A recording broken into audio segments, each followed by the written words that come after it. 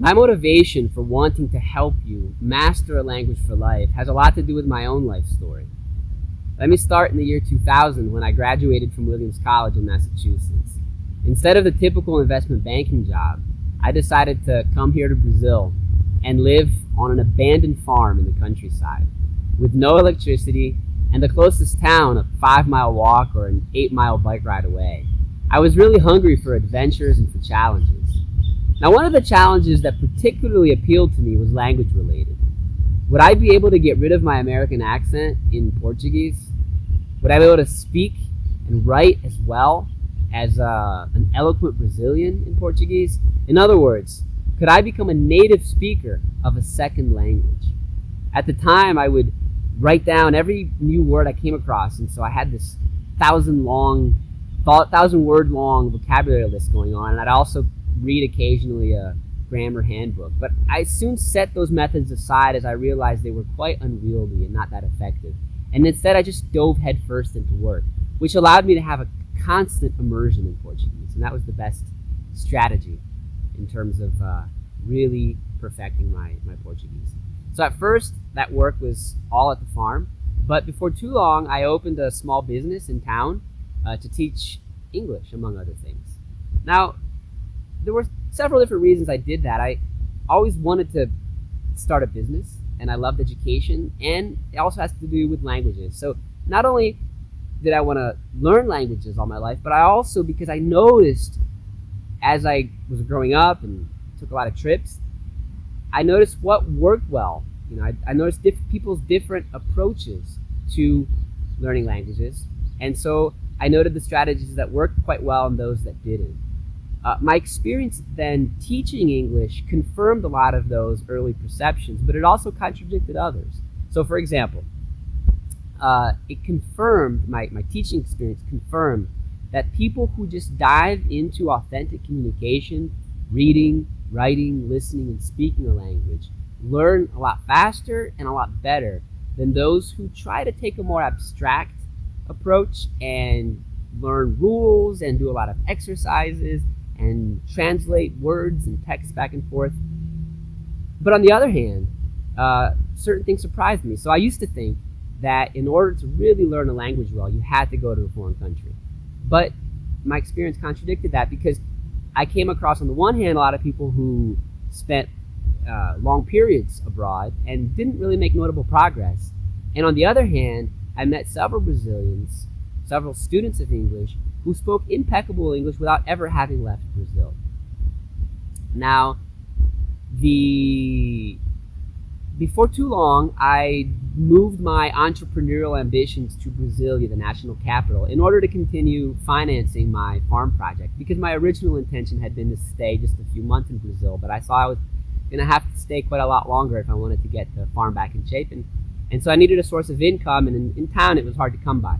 So once in Brasilia, I hired other teachers of English, but also of French and Spanish and Portuguese for foreigners, and so the Natural Language Institute was born.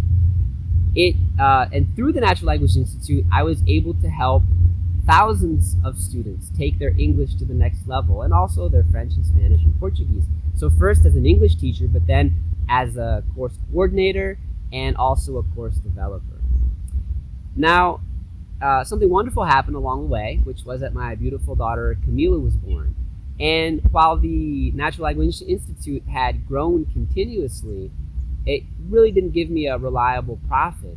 And so I decided to try my luck on a entrance exam for a government job, which was and still is all the rage here in Brasilia. I didn't think I had any chance of passing. I just wanted to see what it was like. But lo and behold, I actually did pass on my first try, and I became an auditor at the Federal Court of Accounts. Now, I was placed in the International Relations Division and expected they would make plenty of use of my native English skills, but surprisingly, they didn't. And the reason is that, first off, the relations of the Court of Accounts with peer institutions in Latin American countries were becoming more and more important at that time.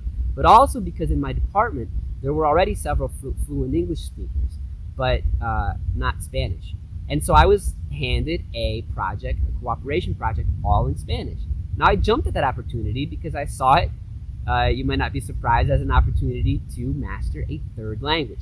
I already spoke and wrote Spanish. I had learned in high school and a bit in college as well. But I saw this as an opportunity to take my fluency, my mastery up several notches. So every day I had to write a lot of emails, make phone calls, participate in video conferences, and occasionally I took international trips as well, which allowed me complete immersion in the Spanish language.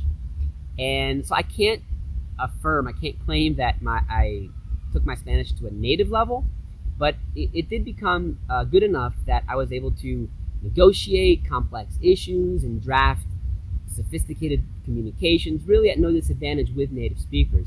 And when I had the opportunity to go out on town during weekends or evenings, I was never taken for a Brazilian or for an American. I was considered a local, or at most a visitor from another Spanish-speaking country.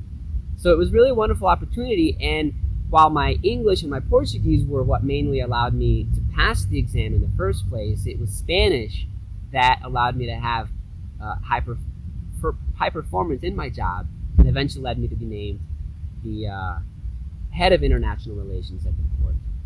So currently, I have a couple projects, language-related projects. Now the first is a different type of language.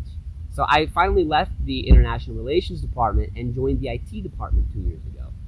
And so my goal and ambition is to learn, as I said, a different type of language, which is Python, a computer programming language, which is used in all kinds of software, also in data science applications and machine learning applications. Now, of course, communicating with computers is quite different from communicating with people, but a greater understanding of both is what's allowing me to enhance the Natural Language Institute method by applying technology to make it even more motivating and effective. And the second project is that I'm decided about 5 months ago to start studying French again. Now, I learned French when I was 12 years old. I spent a semester at a French school, but I've used it very, very little since then, and of course it wasn't in the best shape. I only have time for about for one class a week, 1 hour-long class a week, and a couple of hours of self-study during the week, but I am quite satisfied with my project, and it's really great fun to use the method that I created for language learning for myself to improve my French. And my goal is to get my French as good as my Spanish got through this method, through just speaking with native speakers and getting their corrections, reading, writing, and listening on a regular basis. So now you know that I'm really passionate not just about learning languages, but also about helping others to learn them. And I would love to hear about your experiences and also answer any questions you might have as best as I can. So please get in touch on the blog. This post, there's a form where you can send me any question or comment that you would like. I'd love to hear from you.